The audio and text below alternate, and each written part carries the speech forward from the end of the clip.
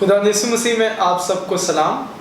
آج ہمارے ساتھ ہمارے ٹیچر موجود ہیں جہوشفت عاشر اور فرحان جوان، اور آج ہم لوگ اس کتاب کا آخری سبق آپ کے ساتھ مل کے مکمل کریں گے، آزمائش پر غالب آنے کے لیے ایک آدمی کی ترکیب۔ سو فار ہم نے دیکھا کہ کیا چیزیں ہیں جس سے ایک آدمی کو دو چار ہونا پڑتا ہے، کیا آزمائشیں ہیں، کیا کمزوریاں ہیں۔ آج کے آخری سبق میں ہم لوگ یہ دیکھنا چاہتے ہیں کہ مرد کو خدا نے کیا دیا ہے کہ وہ ان سب چیزوں پر غالب آ سکے۔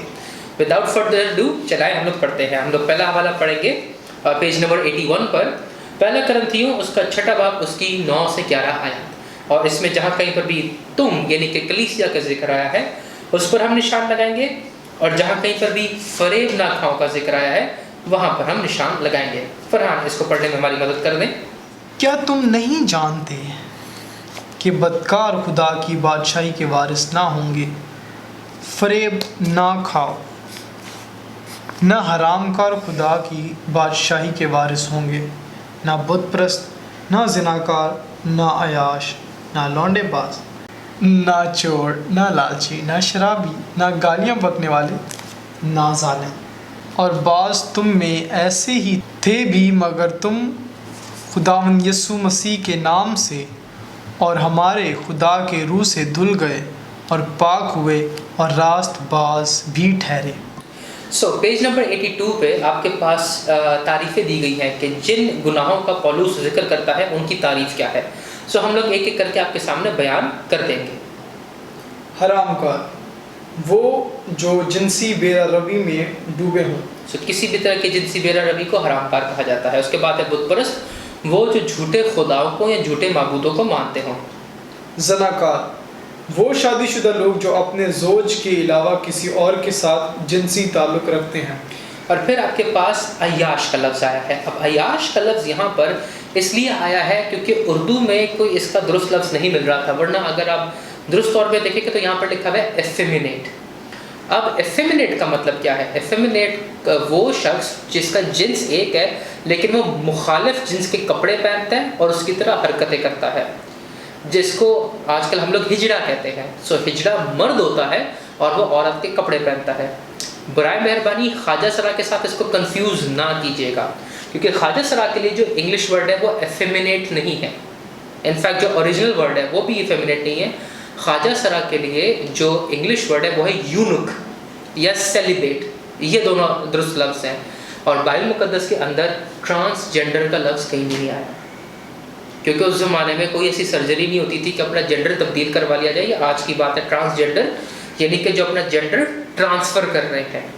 ٹرانسجینڈر یا ہجڑا یہ بائبل میں نہیں ہے، یہ بائبل کے مخالف ہے، کیونکہ آپ ایک جنس سے دوسرے جنس میں جا رہے ہو، یہ ٹرانسجینڈر کا مطلب ہے۔ اور عیاش مطلب ایک طرح سے آپ ہجڑے ہی کہہ سکتے ہو، تو یہ بیسیکلی یہاں پر عیاش لفظ نہیں آنا چاہیے، ہجڑے آنا چاہیے۔ اور اس کا حوالہ آپ کو ملے گا استثنا 22:5 میں، وہاں پہ لکھا ہوا ہے عورت مرد کا لباس نہ پہنے، نہ مرد عورت کی پوشاک پہنے، کیونکہ جو ایسے کام کرتا ہے وہ خداوند تیرے خدا کے نزدیک مکروہ ہے۔ تو یہ ہجڑا ہے، جو میک اپ کر لیتے ہیں اور عورت کے لباس پہن لیتے ہیں، دس از ہجڑا، جس کو یہاں پر عیاش بولا گیا ہے۔ نیکسٹ، لونڈے باز، وہ مرد جو دوسرے مردوں کے ساتھ جنسی حرکات میں حصہ لیتے ہیں۔ چور، جو دوسروں کی چیزوں کو لے لیتے ہیں۔ لالچی، وہ دوسروں کی چیزوں کی خواہش کرتے ہیں۔ شرابی، جو مے کا غلط استعمال کرتے ہیں اور عادتاً نشے میں رہتے ہیں۔ گالیاں بکنے والے، جو دوسروں کو اپنی زبان سے گالیاں دے کر ہلاک کرنا چاہتے ہیں۔ ظالم، وہ جو دوسروں کا غلط فائدہ اٹھاتے ہیں۔ ویسے مطلب بیسکلی ہمارے پاس پھر 3 کیٹیگریز ہیں، ایک ہو گیا ایفیمینیٹ، تو ایک ٹرانسجینڈر اور ایک یونک۔ بیسیکلی ایفیمینیٹ اور ٹرانسجینڈر کو ہم لوگ ایک ہی لیں گے۔ کیوں؟ ایفیمینیٹ وہ جو دوسرے جنس کے کپڑے پہنتا ہے، ایفیمینیٹ کی جب شدت بڑھ جاتی ہے تو وہ ٹرانسجینڈر بن جاتا ہے، پھر وہ اپنے جسم کے اعضاء میں تبدیلی لا کر سرجری کے تھرو اور ہارمون انجیکشنز کے تھرو وہ پھر دوسرا جینڈر بن جاتا ہے۔ تو بیسیکلی 2 ہی ہوتے ہیں، اب ٹرانسجینڈر کہہ لو یا ایفیمینیٹ کہہ لو، وہ جو ایک جنس ہوتا ہے لیکن دوسرے جنس میں اپنے آپ کو مدخل کرنا چاہتا ہے، اور دوسرا جو یونک ہوتا ہے۔ اب یونک کیا ہوتا ہے؟ پرانے زمانے میں کیا ہوتا تھا کہ آپ کو پتہ ہے کہ پانی پمپ کرنے کا سسٹم نہیں تھا بادشاہوں کے محل میں تاکہ تیسرے چوتھے مالے تک جایا جائے، اور بالٹیاں اٹھانا دیٹ از ایک ہارڈ ورک ہے۔ اس کے لیے مرد رکھے جاتے تھے، اور ان مردوں کی رسائی ہوتی تھی ملکہ کے باتھ روم تک۔ اب ملکہ کے باتھ روم تک ان کی رسائی ہے تو ظاہر سی بات ہے پھر بادشاہ کی صرف ملکہ نہیں ہوتی تھی، اس کی حرمیں بھی ہوتی تھی، تو وہاں تک پانی اوپر لے جانا، کیونکہ بعد میں تو وہاں پر ڈرینیج سسٹم تھا کہ وہاں سے پانی نکل جائے، لیکن پمپنگ سسٹم نہیں تھا۔ تو یہ چیز ہے پمپنگ کے لیے، اس کے علاوہ وہ لوگ بالٹی بھر کے لے کر جاتے تھے، تو وہ مرد لے کر جاتے تھے۔ لیکن اب مردوں کی رسائی تھی بادشاہ کی حرموں تک، بادشاہ کی ملکہ تک، ان کے باتھ رومز تک، کیونکہ وہاں پر وہ پانی جا کے ڈالتے تھے۔ اس بات کو محفوظ کرنے کے لیے کہ وہ بادشاہ کی حرموں کے ساتھ ہم بستر نہ ہو جائیں یا ملکہ کے ساتھ جبر نہ کرنے یا واٹ ایور، ان کے اعضاء کو سرجیکلی ریموو کر دیا جاتا تھا، جو کہ بہت ہی دردناک آپریشن ہوتا تھا، لیکن اس کو ریموو کر دیا جاتا تھا۔ یونک اسے کہتے ہیں، جس کو اردو میں کھوجا سرا بولا جاتا ہے، یا پھر ان کو ایک ویسٹ تک، ان کی کمر تک ٹھنڈے پانی میں کئی گھنٹوں تک رکھا جاتا تھا، جس سے کہ ان کے اعضاء میں سپرم بننا بند ہو جاتا تھا۔ جو ان کا سکروٹم بیگ ہوتا تھا وہ بالکل ناکارہ ہو جاتا تھا، وہ لوگ پھر سپرم پروڈیوس نہیں کر سکتے تھے۔ تو اس طرح کے لوگوں کو خواجہ سرا بولا جاتا ہے یا یونک بولا جاتا ہے، یہ دو طریقے ہوتے تھے۔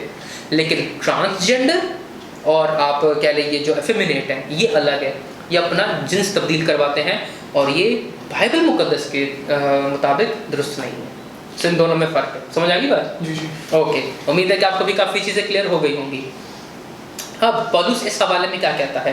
اگر 11ویں آیت میں دیکھیں تو وہ کہتا ہے، اور بعض تم میں ایسے ہی تھے مگر اب تم خدا یسوع مسیح کے نام سے اور ہمارے خدا کے روح سے دھل گئے ہو۔ سو ہم سب پہلے ناپاک تھے، ہم مرد بھی، اگر آپ نے مسیح کو قبول نہیں کیا تو آپ ناپاک تھے، آپ اپنی جنسی خواہشوں میں جکڑے ہوئے تھے، آپ ان سے باہر نہیں نکل سکتے تھے، لیکن خدا نے ہمیں دھو کر پاک کر دیا۔ اسی طرح سے خدا نے یہاں پر ٹرانسجینڈرز اور ایفیمینیٹس ان کو بھی دھو کر پاک کر دیا۔ اب وہ بطور مرد یا بطور عورت کلیسیا میں آ گئے ہیں، ان کے گناہ دھل گئے ہیں۔ تو یہاں پر پولس یہ بات کر رہے ہیں، اس حوالے کے وسیلہ یہ بتا رہے ہیں کہ پہلے تم بھی ایسے ہی تھے، تمام کلیسیاؤں میں ایسے ہی تھا، تمام کلیسیاں جتنی بھی بنی وہ سب گناہ گار لوگ تھے، وہ گناہ میں مبتلا لوگ تھے، وہ پھنسے ہوئے تھے، اپنی خواہشوں کے اندر تھے، گناہ میں زندگی گزار رہے تھے، وہ سب کے سب دھل گئے اور نئے ہو گئے۔ تو خدا نے ہمیں کیا دیا ہے؟ خدا نے ہمیں ہماری کمزوریوں پر غالب آنے کے لیے، ہماری ذمہ داریاں پوری کرنے کے لیے ہمیں اپنے پاک روح سے دھویا ہے اور ہمیں راست باز ٹھہرایا ہے۔ چلے آئیں ہم آگے چلتے ہیں۔ آگے ہم لوگ چلیں گے افسیوں کے خط میں، افسیوں اس کا 5واں باب، اس کی 3 سے 13 آیات، پیج نمبر 88۔ اور یہاں پر ہم لوگ جہاں کہیں پر بھی حرام کاری کا ذکر آیا ہے وہاں پر نشان لگائیں گے، اور جہاں کہیں پر بھی ہدایت یا حکم کا ذکر آیا ہے وہاں پر نشان لگائیں گے۔ اور جیسا کہ مقدسوں کو مناسب ہے تم میں حرام کاری اور کسی طرح کی ناپاکی یا لالچ کا ذکر تک نہ ہو، اور نہ بے شرمی اور بیہودہ گوئی اور ٹھٹھا بازی کا، کیونکہ یہ لائق نہیں، بلکہ برعکس اس کے شکر گزاری ہو۔ کیونکہ تم یہ خوب جانتے ہو کہ کسی حرام کار یا ناپاک یا لالچی کا جو بت پرست کے برابر ہے مسیح اور خدا کی بادشاہی میں کچھ میراث نہیں۔ کوئی تم کو بے فائدہ باتوں سے دھوکہ نہ دے، کیونکہ انہی گناہوں کے سبب سے نافرمانی کے فرزندوں پر خدا کا غضب نازل ہوتا ہے۔ پس ان کے کاموں میں شریک نہ ہو، کیونکہ تم پہلے تاریکی تھے مگر اب خداوند میں نور ہو، پس نور کے فرزندوں کی طرح چلو۔ اس لیے کہ نور کا پھل ہر طرح کی نیکی اور راست بازی اور سچائی ہے، اور تجربے سے معلوم کرتے رہو کہ خداوند کو کیا پسند ہے، اور تاریکی کے بے پھل کاموں میں شریک نہ ہو بلکہ ان پر ملامت ہی کیا کرو، کیونکہ ان کے پوشیدہ کاموں کا ذکر بھی کرنا شرم کی بات ہے، اور جن چیزوں پر ملامت ہوتی ہے وہ سب نور سے ظاہر ہوتی ہیں، کیونکہ جو کچھ ظاہر کیا جاتا ہے وہ روشن ہو جاتا ہے۔ فرحان، آپ اس حوالے میں سے کیا سیکھتے ہیں؟ افسیوں کے خط کے بارے میں آپ کچھ سٹرکچر جانتے ہیں کہ بیسک یہ خط کیا ہے، کیا اس کا سٹرکچر ہے؟ جیسے کہ ہم ابھی پڑھ رہے ہیں افسیوں پہلے باب سے لے کے تیسرے باب تک ہم دیکھتے ہیں کہ وہاں پر جن کو یہ ہدایت دی گئی ہے کہ وہ جو ہے مسیح میں ہم ہیں کیا، اور آگے 4 سے لے کے 6 تک میں یہ ہے کہ ہمیں کیا کرنا ہے۔ تو یہاں پر بیسکلی ہدایت دی گئی کہ ہمیں کرنا کیا ہے۔ ایگزیکٹلی جیسے کہ فرحان نے بتایا، افسیوں کے خط کو آپ 2 حصوں میں بانٹ سکتے ہیں۔ پہلے 3 ابواب میں پولس بیان کرتا ہے کہ ہماری شناخت کیا ہے، اور وہ بیان کرتا ہے ہمیں مسیح میں آسمانی برکات دی گئی ہیں، ہم پہلے تاریکی میں تھے اب نور میں آ گئے ہیں، پہلے ہم جسم کے روح سے نامختون تھے لیکن اب مسیح میں مختون ہو گئے ہیں، ہم خدا کی بادشاہی کے لائق ٹھہرے. وہ ساری یہ باتیں بتاتا ہے. یہاں پر پھر وہ بتاتا ہے 4 سے 6 ابواب کے اندر کہ ہمیں کرنا کیا ہے. اور یہاں پر کیا کرنا ہے، تم میں حرام کاری اور کسی طرح کی ناپاکی یا لالچ کا ذکر تک نہ ہو. ذکر تک کا مطلب نہ ہو، اس کا مطلب یہ نہیں کہ تعلیم نہ ہو، جیسے کہ ہم یہاں پر تعلیم کی باتیں کر رہے ہیں، تعلیم کی بات نہیں. وہ کہہ رہا ہے کہ اس کا ذکر تک بھی نہ ہو کہ تم نے حرام کاری کرنی ہے، تم نے لالچ کرنا ہے، تم نے ناپاکی کرنی ہے. پھر وہ کہتا ہے خوب جانتے ہو کہ کوئی بھی حرام کار یا ناپاک شخص جو بت پرستی کے برابر ہے وہ خدا کی بادشاہی میں داخل نہ ہوگا. پھر ان کو بتاتا ہے تم بے فائدہ باتوں سے دھوکہ نہیں کھانا، تم کسی کو فریب میں نہیں آنا، اس طرح کے کاموں میں شریک نہیں ہونا. پولوس کا کہہ رہا ہے، پولوس کہہ رہا ہے افسیوں کے خط کے اندر تم پہلے کچھ اور تھے، افسیوں کے خط کے اندر اور کرنتھیوں کے خط کے اندر بھی پہلے تم کچھ اور تھے لیکن اب تم کچھ اور ہو. اور افسیوں کے خط کے اندر وہ بتا رہا ہے کہ جو پہلے کام کرتے تھے وہ چھوڑ دو، وہ تمہارے کام نکل گئے ہیں. کیوں؟ کیونکہ کرنتھیوں کے اندر پولوس آگے جا کے وہاں پر کہتا ہے کہ بس جو کوئی مسیح میں ہے وہ نیا مخلوق ہے.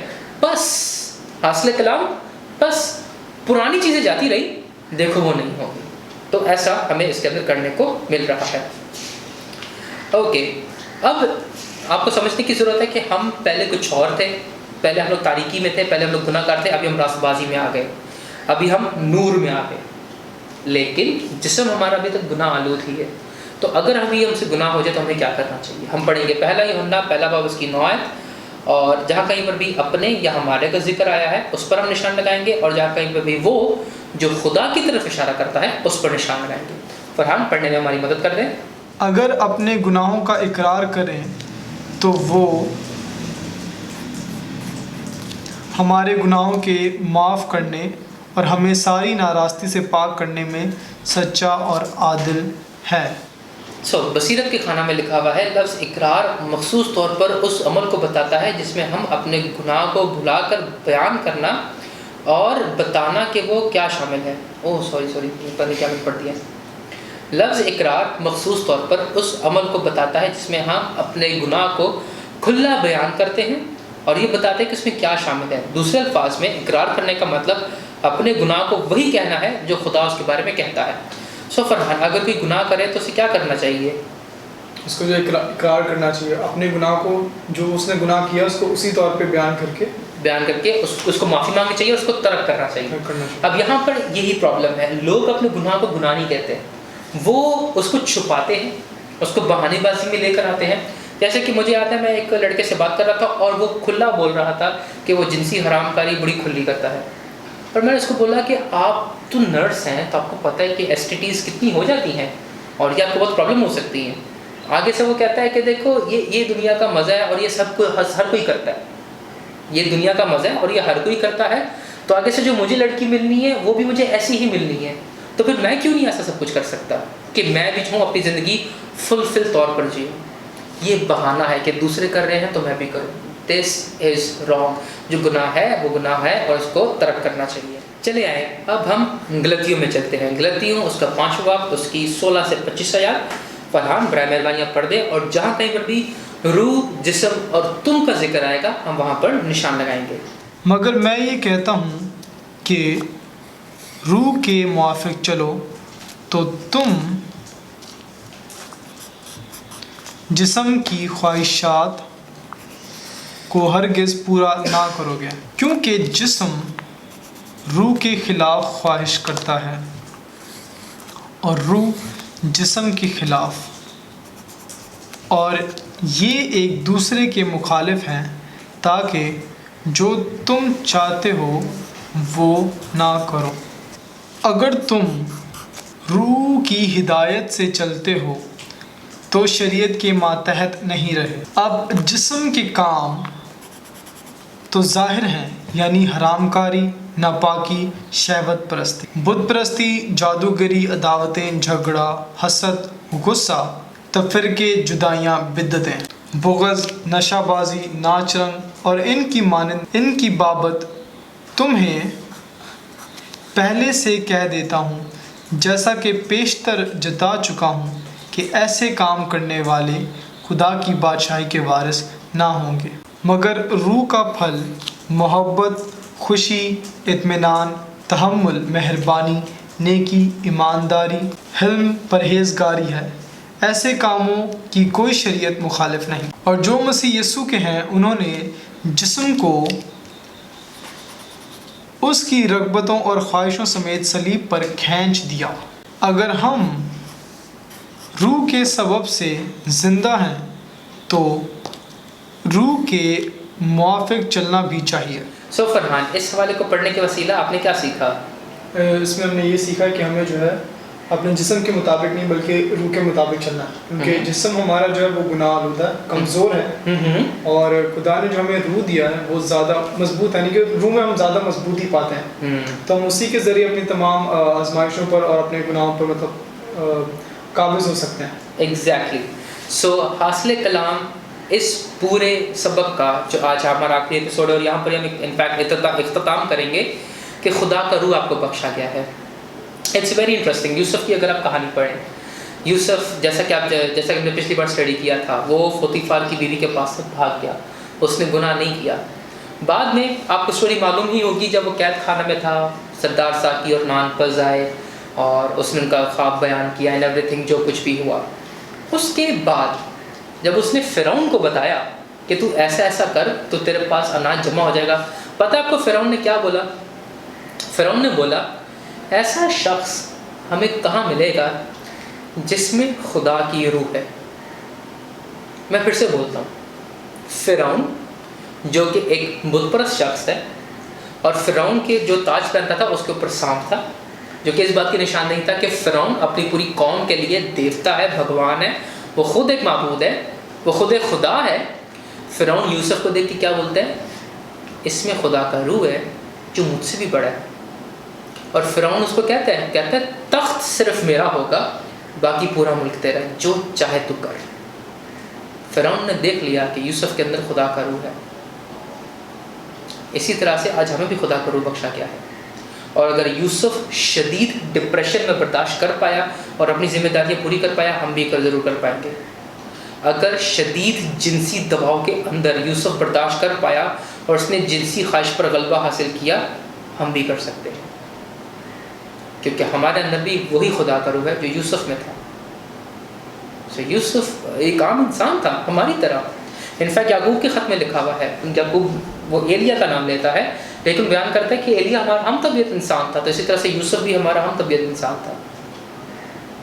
और हमारे पास तो आज खुदा के कलाम की ज़्यादा भरमार है, हमारे पास पूरी बाइबल मौजूद है। यूसुफ के पास तो तौरात भी मौजूद नहीं थी, उसके पास तो सिर्फ वही खुदा का कलाम था जो याकूब ने उसे सिखाया था। हमारे पास पूरी बाइबल है, क्रिश्चियन लिटरेचर है, वीडियोज़ है, सब कुछ है हमारे पास। हम क्यों नहीं बर्दाश्त कर सकते? मेरे अजीज़ भाइयों, कभी भी ये ना समझिएगा कि आप कुछ नहीं कर सकते, आप सब कुछ कर सकते हैं, लेकिन मसीह के रूह में। और गलती में पौलुस यही कहता है, जिस्म की हिदायत के मुताबिक चलोगे तो हमेशा गलत फैसले करोगे, खुदा के रूह के मुताबिक चलो और खुदा का रूह तुम्हें ज़रूर गलबा देगा। यही तरकीब है एक इंसान की, एक मर्द की, कि वो आजमाइश पर गालिब आए, वो खुदा के रूह के मुताबिक चले। और खुदा का रूह उसकी कैसे हिदायत करेगा? जब आप खुदा के कलाम को सीखेंगे। अगर आप चाहते हैं कि हम इस तरह की और सीरीज़ आपके लिए लेकर आएँ तो आप हमें कमेंट सेक्शन में ज़रूर कमेंट करके बताएं कि आप किस तरह का टॉपिक जो है सुनना पसंद करेंगे। हमारे पास तमाम तरह की सीरीज़, तमाम तरह का लिटरेचर मौजूद है, बड़ों के लिए, बच्चों के लिए। और अगर आप चाहते हैं कि आप इन सीरीज़ को मिस ना कर दें, तो आप जानते हैं कि आपने इस वीडियो को लाइक करना है, शेयर करना है और हमारे चैनल को सब्सक्राइब करना है। खुदा न सबको बरकत दे, आमीन।